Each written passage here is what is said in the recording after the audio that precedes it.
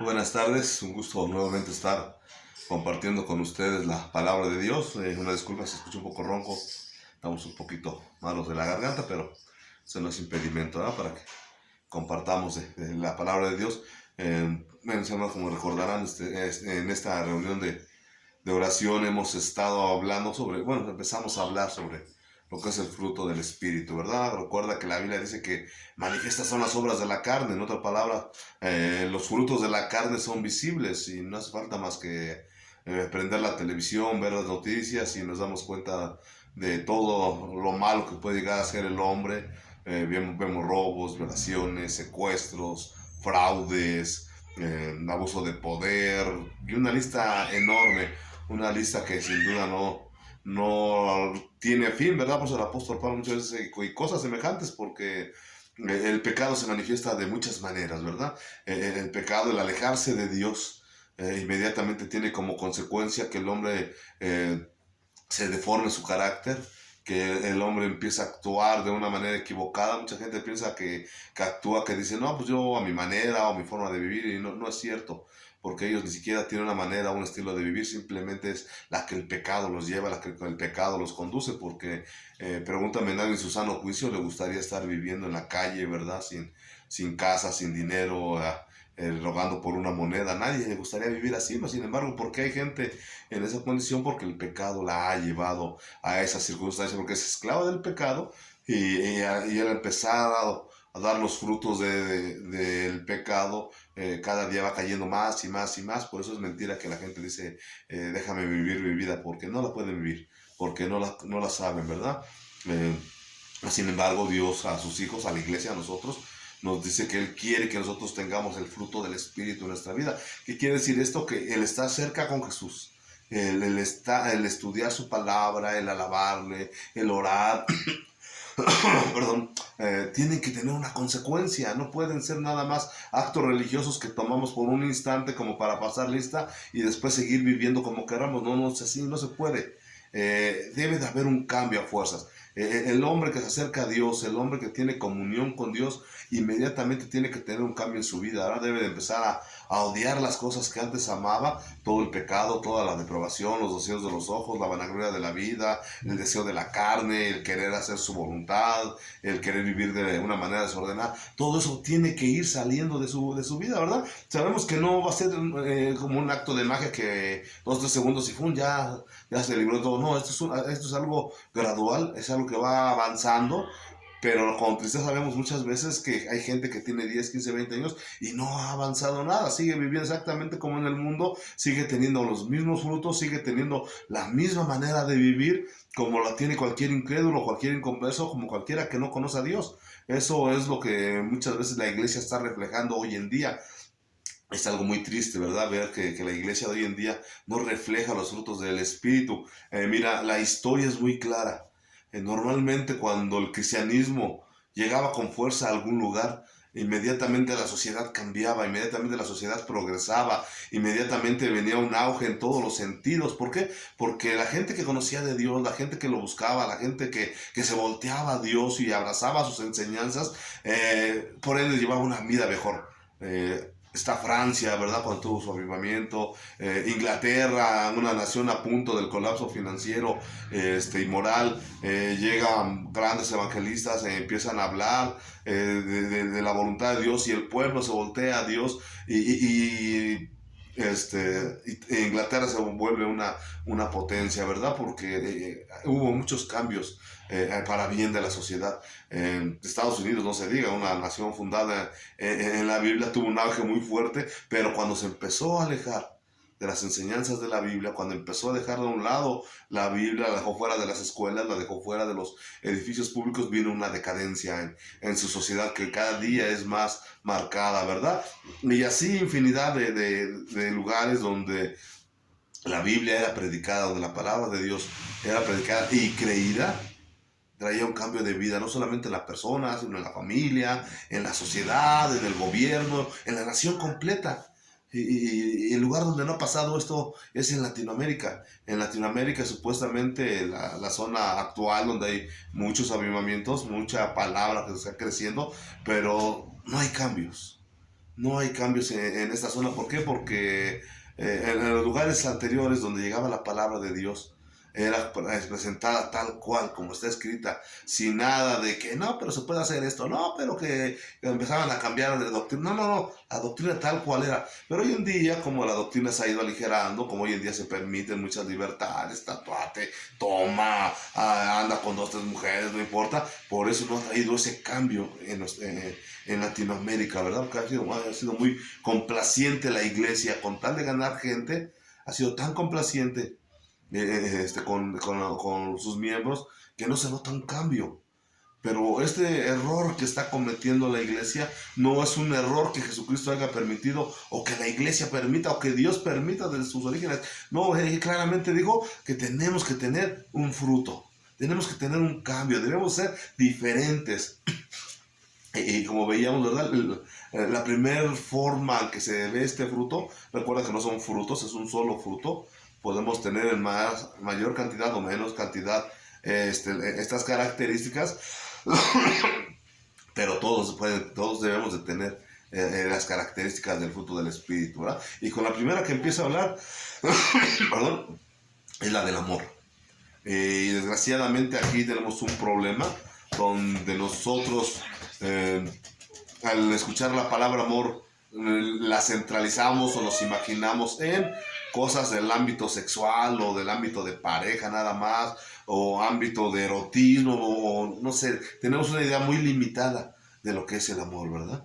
O de los atributos que puede tener el amor.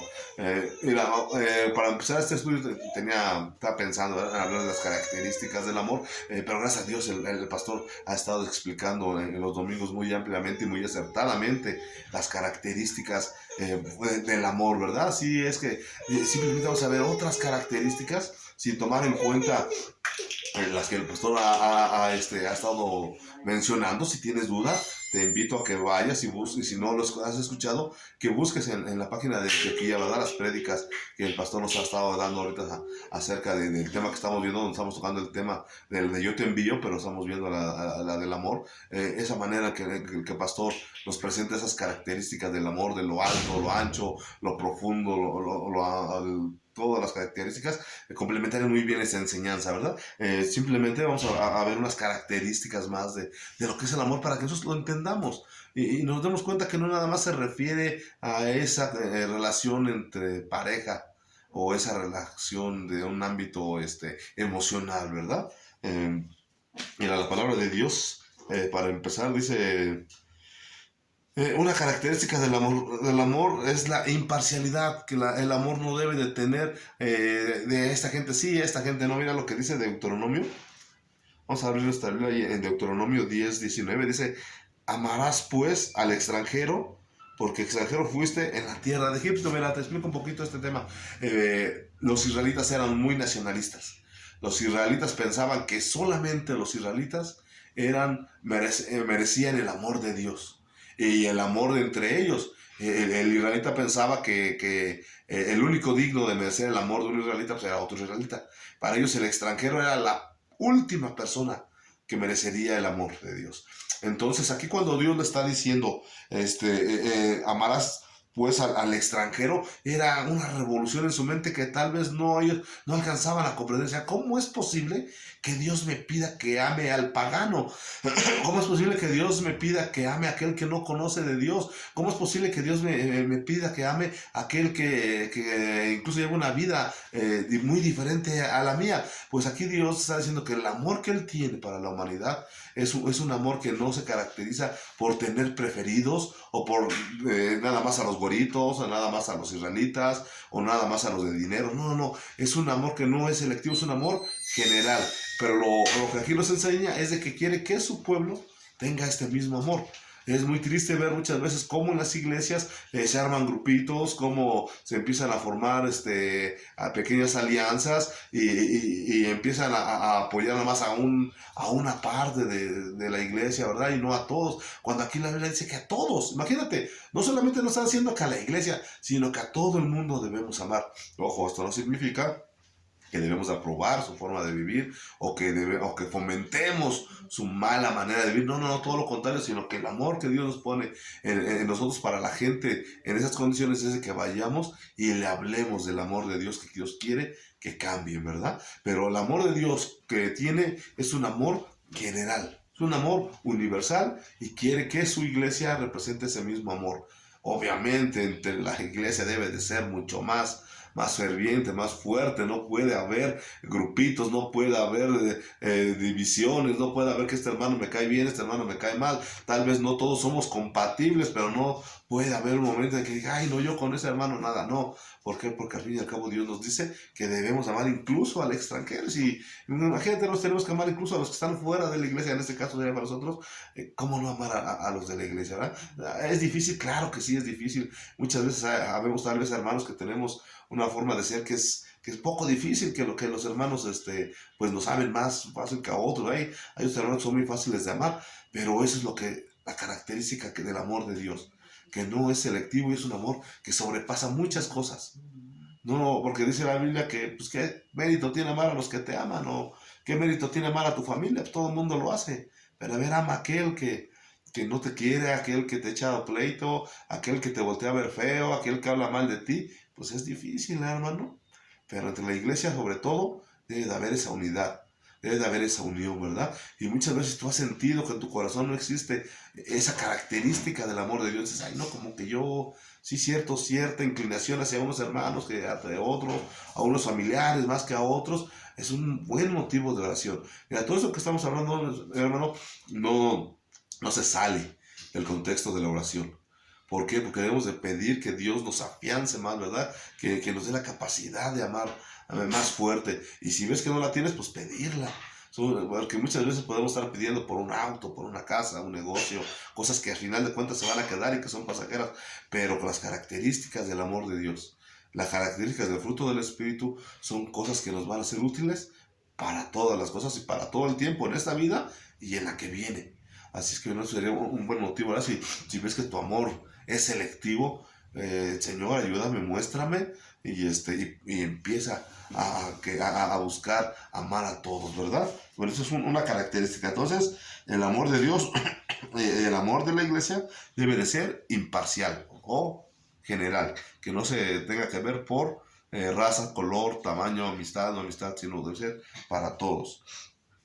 Otra característica es que dice que no debe de ser egoísta. El amor de Dios no puede ser egoísta. Y esto lo vamos a ver en Mateo 22, versículo 39, dice, hablando de los mandamientos, dice, y el segundo es semejante, amarás a tu prójimo como a ti mismo, ¿verdad? Está hablando de cuál decía, perdón, el mayor mandamiento y amarás a Dios con todo tu corazón, con toda tu mente, dice, y el segundo es semejante, amarás a tu prójimo como a ti mismo. ¿Qué quiere decir? ¿Qué te negarías tú? ¿Qué piensas que tú no mereces? ¿Qué piensas bueno, normalmente uno tiene una autoestima de nosotros y digo, no, yo merezco todo, ¿no? Soy esta persona y merezco esto y merezco lo otro porque soy el único de Dios. Pues exactamente lo que tú crees que mereces para ti es lo mismo que las demás personas merecen para Dios y por consiguiente para ti. O sea, en otras palabras, no podemos pensar que hay gente de segunda clase. No podemos pensar que, bueno, eso le está pasando o lo que le está pasando porque quién sabe qué habrá hecho o por quién sabe qué estará viviendo o a lo mejor es un castigo de Dios o de seguro si tiene necesidades porque Él se los buscó. Si ese tipo de cosas no las podemos nosotros vivir, ¿verdad? Nosotros no podemos permitirlas, sobre todo dentro de la iglesia. Cuando vemos que un hermano tiene alguna necesidad, algún problema y nosotros podemos ayudarlo, debemos de extender la mano, no solamente un hermano, un ministerio. Hay hermanos que andan por el mundo llevando el ministerio del evangelismo, de misioneros o incluso de estudios bíblicos en lugares a donde nosotros no somos capaces de ir o nosotros tenemos el don de actuar, pues tenemos la obligación de ayudarle. ¿Cómo quisieras tú que si emprendieras un ministerio en la iglesia, cómo te gustaría que te apoyara la misma iglesia?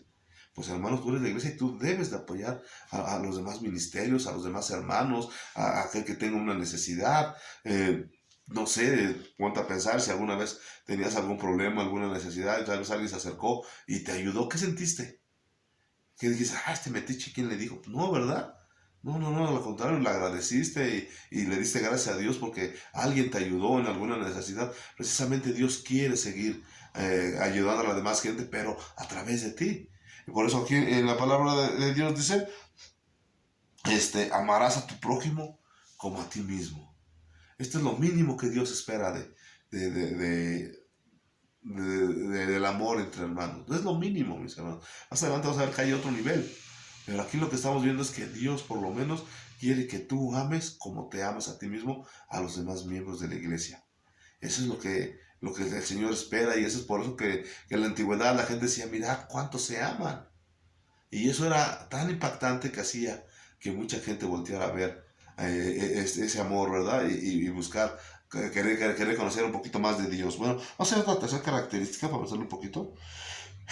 Dice, el amor también es la prueba del discipulado.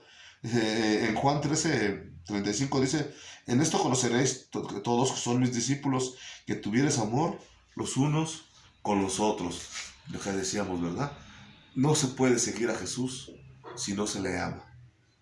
No puedes, y la condición que Dios te pide, si me amas, guarda mis mandamientos. ¿Y cómo vamos a saber que amamos a Dios? Porque amamos a los hermanos. Por eso aquí cuando dice la primera prueba del discipulado, en esto conoceréis todos sois mis discípulos, si tuvieres amor los unos para los otros. La prueba más grande o la lección más grande que Jesús le quiere dar a su iglesia es el amor. Tal vez tú conoces psicología, o conoces teología, conoces demonología, numerología, no sé, todo lo que tú puedas entender dentro de la teología. Pero dice la Biblia que si no tienes amor, de nada sirve. La enseñanza más fuerte que Jesús le quiere enseñar a la iglesia es el amor. El amor en sus diferentes características, en sus diferentes fases. Estamos viendo, el amor tiene muchas maneras de demostrarse, pero muchas veces nosotros en nuestra mente chiquita lo encasillamos en algo muy poquito, ¿verdad? Pero aquí Dios dice que si tú eres un discípulo de Él, la prueba más grande o la prueba más importante que tienes que aprender es aprender a amar a los demás. Aprender a amar primeramente a Dios y a su iglesia. Es mentira que eres cristiano si no amas a Dios. Es mentira que eres cristiano si no amas a la iglesia. Es mentira que eres cristiano si no amas a los hermanos, ¿verdad? No se puede. Son requisitos que Jesucristo puso. No te los puedes brincar. Desgraciadamente, si tú no sientes amor por Dios, por la iglesia y por los hermanos, hermano, te está faltando en tu vida algo muy importante. No has aprendido la lección que Jesucristo quiere que aprendas, ¿verdad? Bueno, mi hermano, por mi parte es todo. Se nos acaba el tiempo, ¿verdad? Simplemente una pequeña cápsula. Estaremos hablando de más características de este fruto del Espíritu del Amor en las siguientes sesiones. Espero que nos acompañes y que sobre todo que sean de provecho para tu vida. Bueno, pues nos vemos para la próxima. Hasta luego.